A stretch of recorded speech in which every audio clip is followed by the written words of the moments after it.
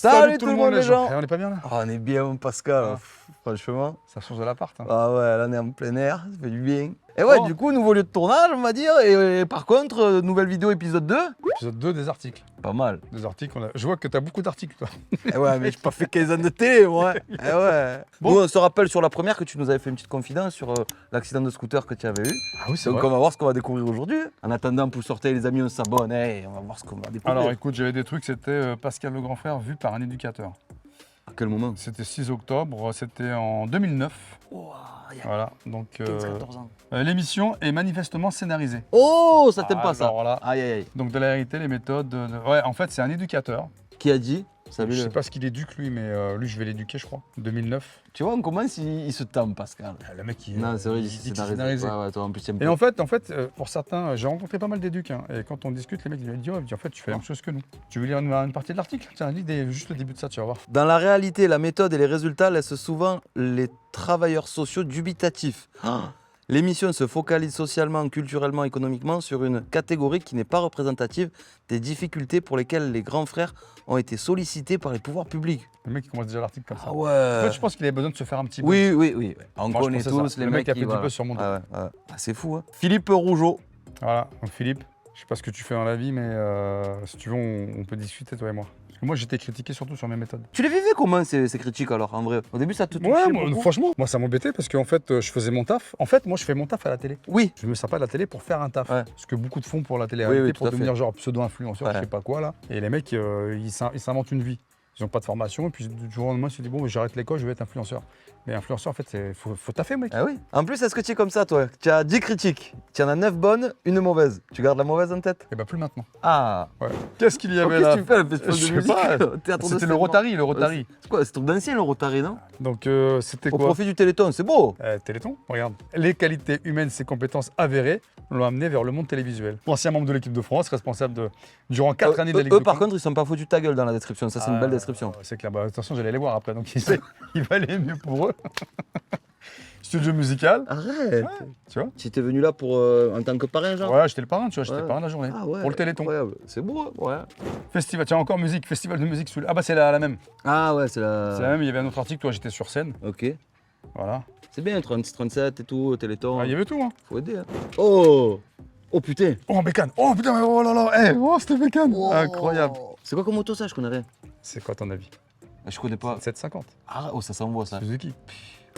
Ah, et du coup, quitte TF1 pour rejoindre Énergie 12. C'était le transfert, le mercato, quoi. Ah ouais. Ça, c'est un truc de ouf. Hein. J'ai vu, ils ont mis une photo genre. Ouais, un peu déçu. ouais.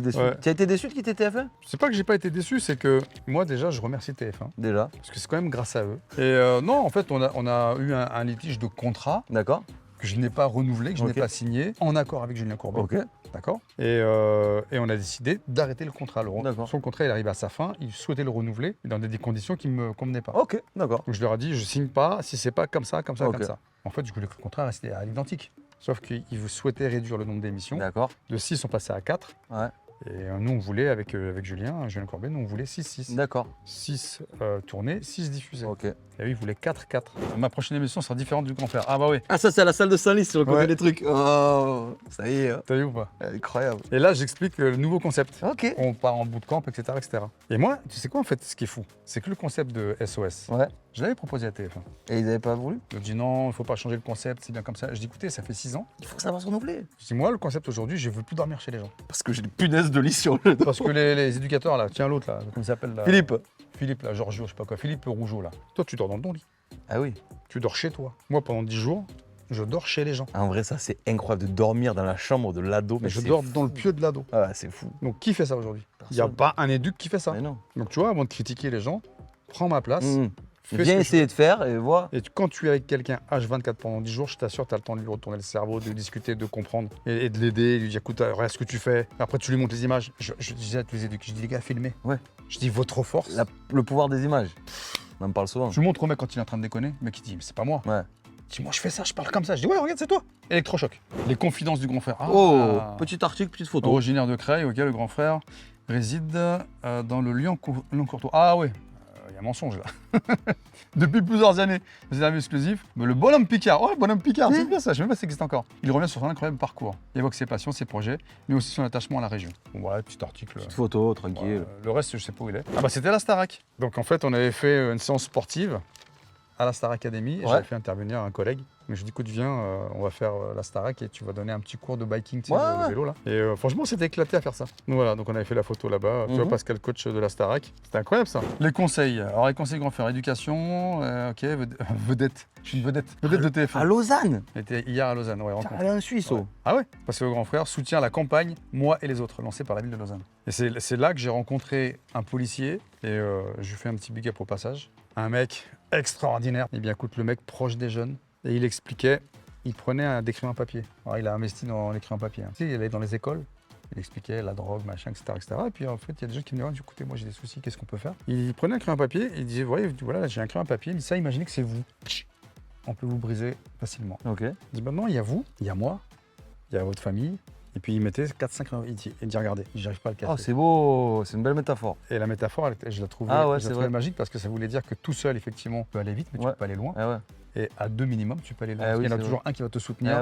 Quand tu as les bras baissés, des fois, il est en dessous. Je dis, réveille-toi, hop, il se réveille, il est bien. Voilà.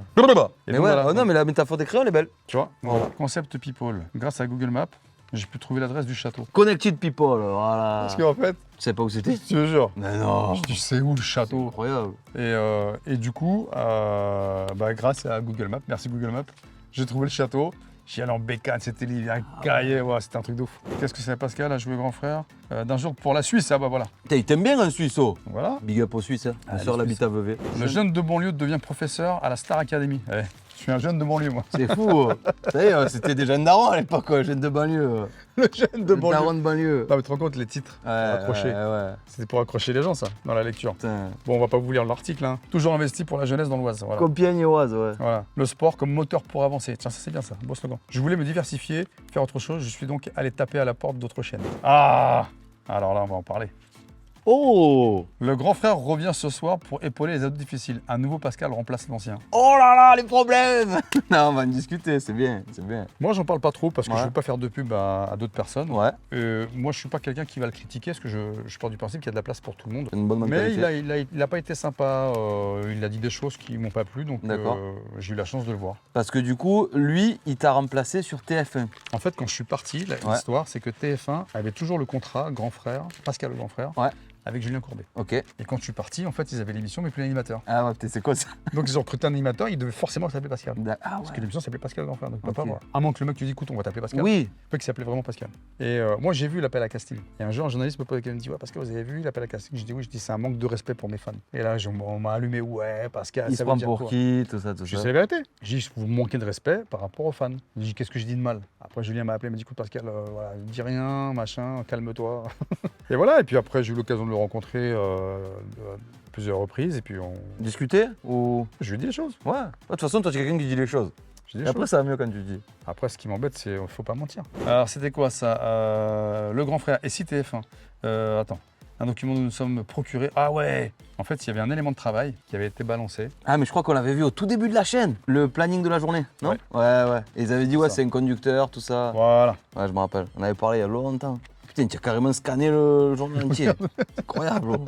Et si TF1 avait tout écrit à l'avance? Et en fait, tu vois, ils avaient repris Dylan espionne derrière la porte de la chambre, donc la mère et son beau-père, etc. Donc je n'ai jamais eu un séquencier aussi précis. Ok. Et créateur, donc Julien Courbet, etc. Et donc ça s'appelle un séquencier. Et on explique, on dit, mais quand on part travailler quelque part, il faut bien qu'on sache ce qu'on va faire. Ah oui. Bon, demain, on fait quoi? Demain, on va faire cassage d'assiette. Ok.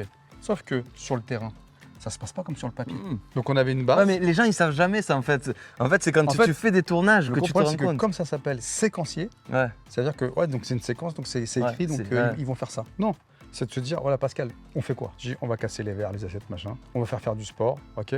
on fait ça quand? Je dis lundi. Lundi, on fait ça. Je dis mardi, on va faire ça. Je dis, mais attention les gars, peut-être qu'on va... Oui, on on va s'adapte. switcher. Oui, oui. Ouais. Sauf que TF1, ils avaient balancé Mais pourquoi ils ont balancé la fin du grand frère. Dit oui, ça va se finir comme ça, avec champagne, machin. Et en fait, la fin, c'était pas ça. Ok, du Et coup. donc, moi, j'écris, je dis, Ouais, vous voyez avant de balancer des choses, Voilà.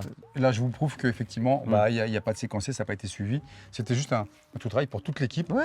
Demain, on fait quoi? C'est parce que Ouais, mais c'est normal. on est arrivé à 9. Hein. Les gens, ils se rendent pas compte, mais c'est un travail. Du coup, il y a des équipes, il faut les gérer, il faut les organiser les journées. C'est comme nous Après, quand on fait quand les tu vas sur tournages. des lieux, il faut que quelqu'un appelle les lieux, Voilà, c'est les ça. restaurants. Jury Fifi chez le grand frère, c'est quoi ça? Ça se dispute autour du grand frère. L'émission de TF1, donc propriété du qui loue la licence. Voilà, tu vois, c'est ça, il avait la licence. Va bientôt se délocaliser pour un numéro en Afrique. Ah ouais, Oh. on partait, ouais. Ah, Avec une poignée d'adolescents difficiles. Direction le Sénégal. C'est toutes des histoires de journée. Ouais. Parce que le grand frère lance des activités de l'été. Oh. Ouais. À Beauvais, toujours dans l'Oise. Hein. Ah, toujours. Tu as jamais bougé de l'Oise, purée? Non. Tu dois voir partir ailleurs un jour ou pas? Je suis bien moi ici. Ouais. Si je pars, c'est au soleil. Ouais. Cassandra. Cassandra, en Afrique. Oh là là. Il y a un article de ouf. Big up à toi, Cassandra. Elle était venue sur la chaîne même. Voilà. Et là, il y a Dinguerie. toutes les photos, regarde. Waouh. Regarde, les photos, etc. chez elle, chez sa mère. C'est fou. C'est incroyable. C'est en Compiègne. Mm. Ouais, parce que le grand frère emmène l'ado rebelle Cassandra en Afrique. Ah ouais. Tu sais, elle voulait pas bosser, oui, elle je voulait me prendre rappelle, des douches bien toutes les bien. 5 minutes. Ah Et après, ouais. on l'a fait venir sur la chaîne. C'est Ça, beau. c'était cool. Pas de liste. Ah ouais, pas de liste alors. En fait, nos gens à Creil, les gens quand il y avait les élections. Pascal, tu veux pas venir faire une photo avec nous? J'ai dit les gars, zéro politique. On est d'accord. Tu me mets pas dans tes affaires. Ouais. C'est pour ça que en fait c'était marqué. Pas de liste Pas électorale. ouais, jamais. On m'a fait la même dans mon village il y a 2-3 ans. Là, tu sais, Ah quand il y oui. avait les élections, je prends une photo avec un gars et je me vois pas sur le truc là, l'encadré politique. Non. Et le petit Nichania, je sais pas quoi. Je fais hop, tu supprimes ça tout de suite. Et moi je m'en fous. Hein. Pareil, zéro politique. Parce que le grand frère qui aurait pu mal tourner. Ah ouais, parce qu'en fait on me demandait d'où tu viens, etc. Ouais, qu'est-ce que t'avais fait si t'avais pas Voilà. fait. Je m'appelle grand Pascal frère. Sescon, je suis né le 18 octobre 1969. À l'époque, c'était un beau mélange de nationalités, de communautés, de toutes sortes, africains, maghrébins, des gens du cru. Durant 5 ans, mon père a fait les 3-8. Durant 35 ans, pardon. 35 ans. Ouais, 35 ans, mon père a fait donc les 3-8, j'expliquais, en usine en sidérurgie, quand, sa chance, nous croisons à l'école. Malgré tous ses efforts, pour nous accorder un peu de temps, il s'effondrait de sommeil. Donc, je parle de mon père, en fait. Hein. J'étais souvent agacé qu'il ne nous aide pas à faire nos devoirs. Bien plus tard, j'ai appris qu'il ne savait ni lire ni écrire. Ma mère était femme de ménage, un métier que je trouvais rabaissant. Ils m'ont donné ce qui est le plus précieux, la vie, une éducation, et qui m'a sans doute permis d'éviter le pire. Mon père fut et reste un homme qui a voulu tout donner à ses enfants. Eh ouais. Eh ouais, je sais, mon Pascal. Eh ouais, c'est dur. Hein. Ça fait partie. Tu vois, voilà, ces articles-là, quand je les lis, Ça remonte, hein, c'est normal. Hein. ça me fait du mal. Hein. Eh ouais. Il n'y a pas de honte. Hein. Non, c'est vrai. Ouais. Donc, tu vois, les articles comme ça, je suis obligé de les garder. Parce Ah oui, que, mais c'est des là, je souvenirs de relis, fou. wow, Ah ouais. La claque entre temps, mon père est décédé, machin, ouais. compliqué. Bon, à mon tour alors. Allez. C'est mes parents, moi, qui ont Ça y est, gardé déjà ça. c'est fini. Merci, salut les gens. C'est fini, voilà. Ouais. Tes parents qui ont gardé ça? Ouais. Incroyable. Ouais. Putain, alors moi, écoute, Alors, vas-y. on commence en 2010, mon Pascal. Oh là, tu sais quoi, en plus, ça, je connais ça. Eh ouais, je sais que tu veux Ah, pas ça. C'était ma première parodie. J'avais réussi à avoir un article dans la Provence. Attends, tu connais la Provence, du coup, ouais, c'est le quotidien chez nous. Et il n'y a pas un article du grand frère en même temps, ça aurait été incroyable, Ouais, tu vois. Attends, non, il n'y a pas écrit. Pascal recadre un mec qui boit du Bois Ricard. du Ricard. Non, ouais, j'avais fait une parodie à l'époque sur du pastis, c'était une chanson de l'apéro. Et ils avaient bien aimé la Provence parce que ça rappelait un peu le sud, hein, comme tu sais. Et c'était un an après la première parodie, ouais, ça faisait déjà quelques temps. Je crois que j'étais parti à la Apéro, radio. la parodie de Ouais, l'été, c'est Made ça. in Marseille. Exactement. J'avais une perruque et tout, blonde, parce que la chanteuse de base, elle avait une perruque orange. Ah, c'est fou. Ça ouais. faut mettre un extrait. Eh ben vas-y, allez, un petit extrait, voilà, extrait. les amis. Ça, c'est cadeau. Voilà.